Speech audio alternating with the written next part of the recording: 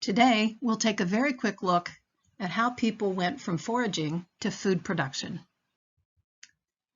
Now, whereas in Western Europe, the cultural period from 40,000 to 10,000 before the Common Era is called the Upper Paleolithic, in Africa, it's called the Stone Age, and in America, the oldest or first cultural period is called Paleolndian.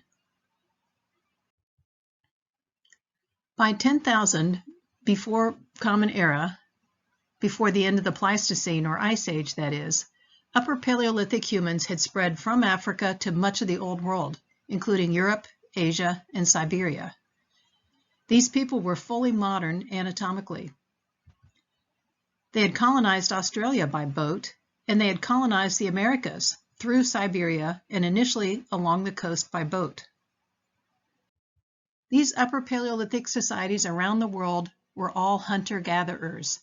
That is, they depended on hunting and gathering wild foods. Among the Paleoindian, subsistence focused on hunting and gathering.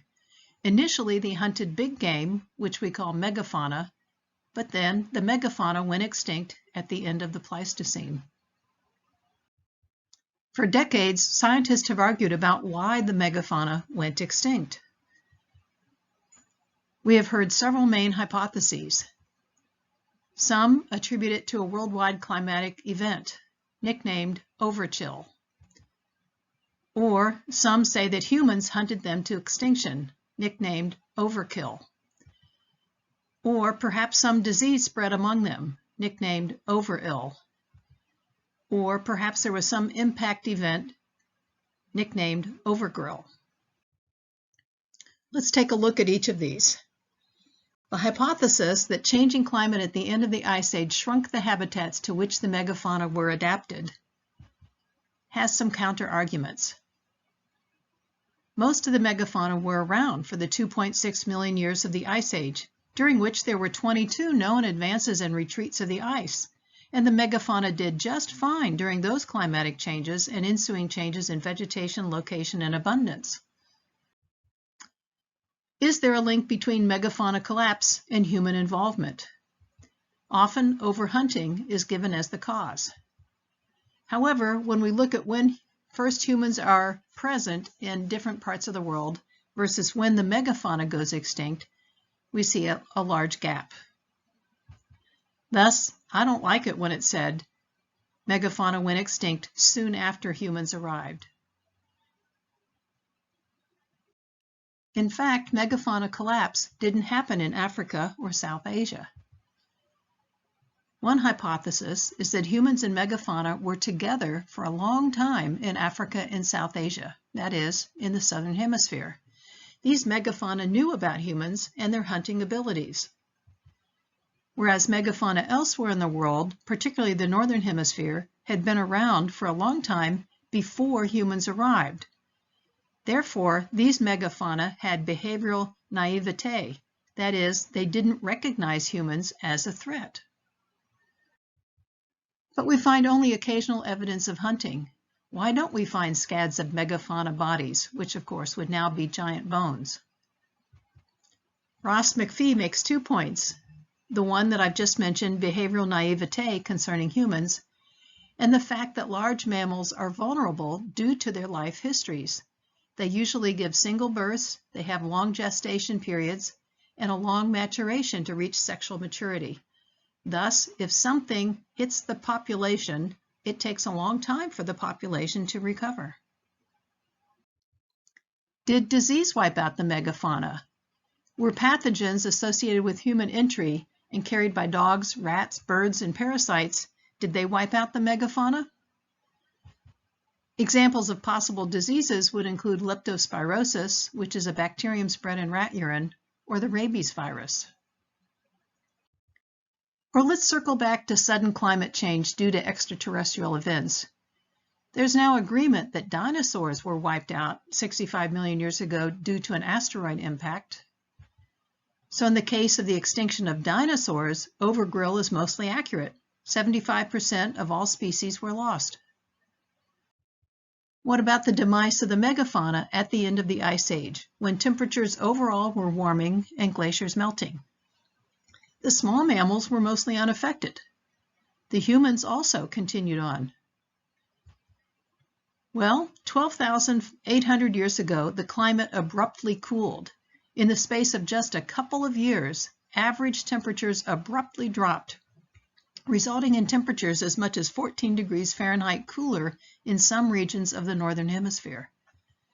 So if a drop like that happened today, it would mean that the average temperature of Miami Beach, Florida, would quickly change to that of current Montreal, Canada.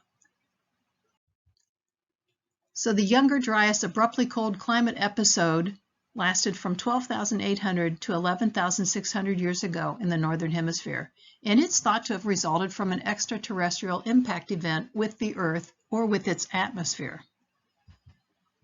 Impact-related materials are found in Younger Dryas boundaries worldwide.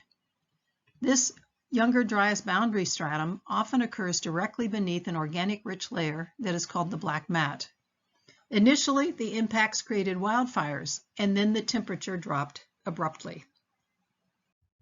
During this time, the megafauna mostly went extinct. We now know of some megafauna up on Alaskan islands that were there until as recently as 5,000 to 6,000 years ago. This impact marked the end of the Clovis culture in North America.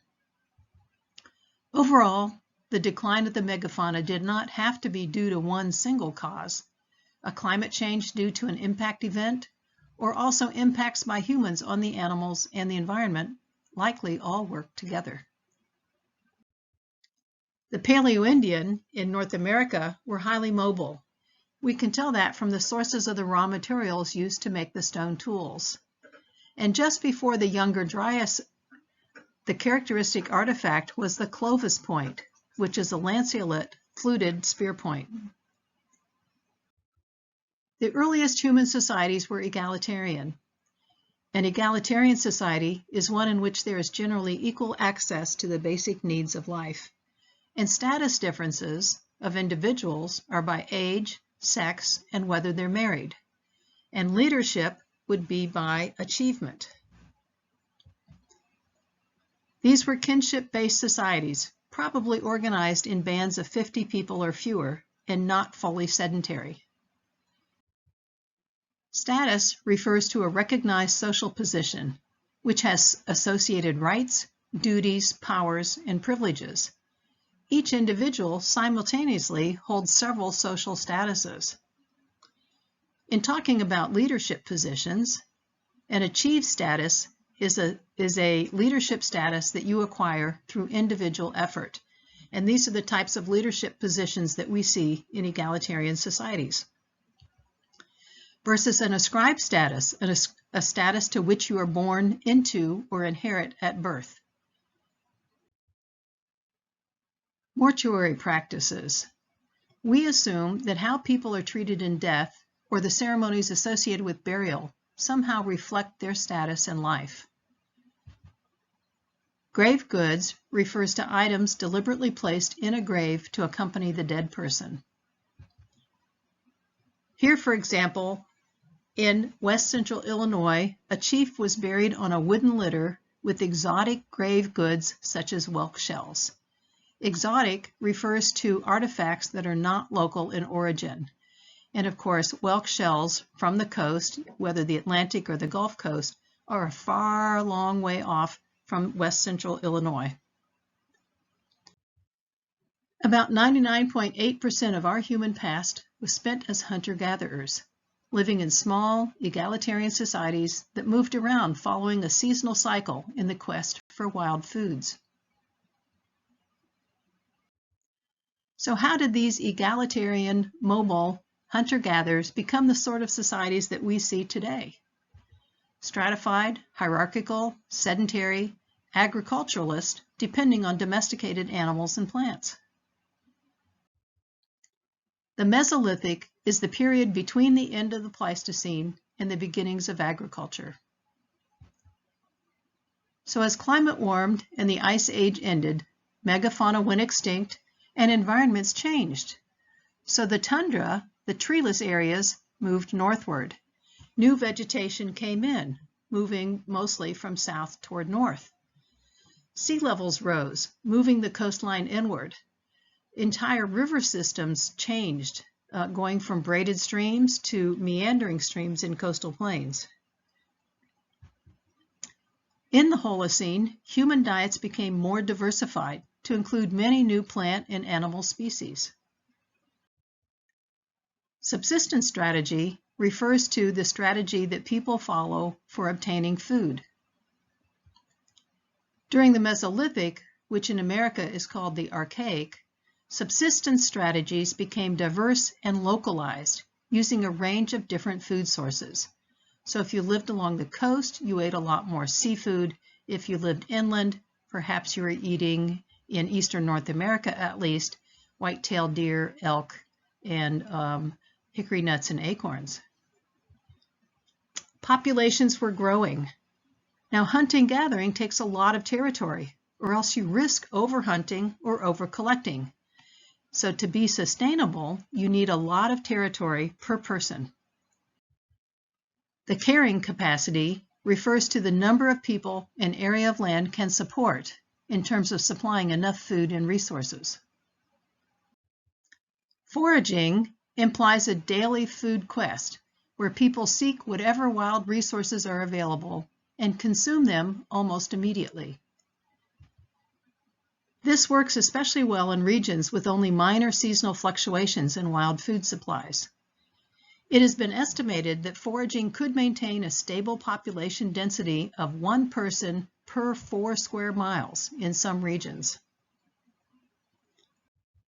Food collecting, on the other hand, places reliance on a few seasonally abundant resources. A society would remain longer in one place. They would process and store their surplus, for example, dry fish, and store it in a pit.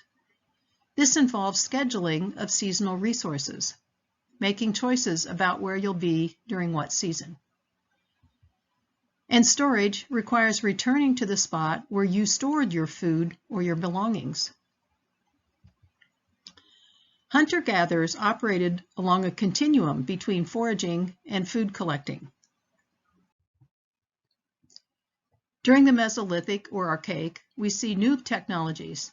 Now, some had been around before, but become widespread only now, such as groundstone tools, boats, the characteristic microliths found in Europe, a wider array of composite or compound tools, that is, tools with several parts to them that need to be put together. And people were more sedentary than before. Houses become more substantial, and you sometimes see storage pits, greater buildups of trash or midden. We also see increasing regionalism. In other words, as population grows overall, you can't travel so far because you're going to run up against somebody else's territory. Let's take, for example, the Fertile Crescent in the Near East. Here we see several ecotones depending upon elevation, moisture, and of course affecting the vegetation. At 5,000 foot, there's a plateau. On the slopes were subtropical woodlands. On the steppe was a treeless plain with many wild grasses. And the alluvial plain, that is the river plain of the Tigris and Euphrates rivers, was very rich. We have a very good archaeological record from this area. This area was rich in natural resources along the Mediterranean coast and less so inland. But here grew wild wheat, wild barley, wild sheep, and wild goats. The Natufian culture from 13,000 to 10,000 years ago is an example of Mesolithic culture in Israel, Lebanon, and Western Syria. It was unusual because it was such a rich area full of wild foods that food collectors were able to live in semi-permanent villages before adopting agriculture. There was so much wild food that they could gather or hunt. Base camps had semi-subterranean dwellings, and groups lived there during the fall and winter and buried their dead there. They originally relied on collecting nuts, like pistachios, wild cereals such as wild wheat, wild barley, and hunting gazelles. And they hunted other game too. So they hunted deer, cattle, and wild boar in the coastal ranges, and ibex and wild ass in the steppe. We find a high number of sickles for harvesting wild grains, such as those you see pictured here. And we also find many ground stone tools for grinding grain into flours. So we find mortars and pestles, and storage pits. The site of Abu Huraira in northern Syria spans the period of transition from hunting-gathering to early farming. The late Natufian coincides with the younger Dryas, beginning around 10,000 before the Common Era. This local climatic change resulted in colder and drier conditions, which led to a decline in the abundance of the wild cereals where peoples had placed their settlements. The wild stands of grains were now over 65 miles away in the higher elevations. Initially, some of the people began to move around more, but people also continued to live at the site and to eat wild wheat there. And around 10,000 before the Common Era, the earliest known domesticated plant, rye, is found. The presence of many grinding stones continues. We think that they were cultivating grains before morphological evidence of domestication is evident. Shortly later, lentils and other legumes appear in the archaeological record, and they increase. And by 8,500 before the Common Era, they were growing domesticated rye, lentils, large-seeded legumes, and wheats. Now, wild gazelle bones form 80% of all bone assemblages from Mesolithic and early Neolithic periods. They really liked hunting gazelle. But by early Neolithic, the sheep and goats had been domesticated and were being herded. You can see a huge, rather sudden-looking jump in the number of sheep and goat bones in this chart. Abu Huraira grew quickly to become the largest community of its day, with 2,000 to 3,000 people in a 38-acre area. The houses were rectangular and made of mud brick that was plastered and whitewashed. They used clay to make heavy rectangular containers, but they didn't yet make pottery. The importance of this site is marked by the quantity and variety of trade items that have been found here. It was abandoned by 6,000 before the Common Era, probably because this area became too dry. It would take irrigation to continue using agriculture here. And many of the people became nomadic herders instead. Looking in North America during the Archaic, North American cultures from about 8,000 to 1,000 before the Common Era are called Archaic. These people lived in seasonal habitation sites, that is, they were had centrally based wandering, moving around from season to season. We found many new different point forms, no longer making that very characteristic lanceolate fluted spear called Clovis. In the southeastern U.S., people were building shell mounds along rivers, and people were using red ochres on people that they buried. But by the end of the Archaic period, people were growing domesticated crops. So it's during the Archaic that the first steps toward domestication were taking place. Now in eastern North America, no animals were domesticated. They certainly had the domesticated dog, which came with them when they first entered the Americas. But they did not domesticate any animals, only crops. I'd like to talk about the Wendover site in eastern Florida, northeastern Florida. This early to middle Archaic was a cemetery placed in a shallow pond about 7,400 years ago and used for over 500 years. This pond became a peat bog with incredible organic preservation, including the earliest domesticated crop in eastern North America, a bottle gourd. This is a type of mortuary pond which has been found only during the middle and early Archaic and only in Florida. Bodies were buried in shallow water. and poles that extended above the water surface were placed around each body to keep the body under the surface and to mark their location. And at Wendover, these may have been effigy poles. That is, they might have had figures carved on the tops. Both men and women, young and old, were buried in ponds, accompanied by grave goods. Here's an artist illustration of what this would have looked like. They found 168 individuals of all ages buried in this shallow pond soon after death. Most bodies were laid down in a fetal or flexed position on their left sides, with their heads to the west and faces to the north. They ranged in age from fetuses to around 60 years old, and about half of them were adults and about half were children. Each body was tented over with stakes, and they were buried with grave goods. Some were also wrapped in cloth that had been woven on looms. This cemetery was associated with the semi-permanent camp. To compare period names between Europe and America, the oldest cultural period in Europe is called the Paleolithic, followed by the Mesolithic and then the Neolithic. In America, the earliest settlers were called Paleoindian, followed by the Archaic period, and then followed by the Woodland period. In each area where domestication occurred, a long history of gathering wild plants and hunting wild animals preceded domestication. If you recall, domestication is a process, and it's a mutualistic relationship. Domestication occurred in multiple areas around the world. Domestication began as an unconscious selection of people for plants and animals with certain characteristics. But eventually, the selection became deliberate as people began breeding varieties of domesticates. We've already talked about what is domestication and how it may have come about unconsciously, at least with small-seeded annual plants. Where and when do we see the earliest domesticated crops and animals around the world?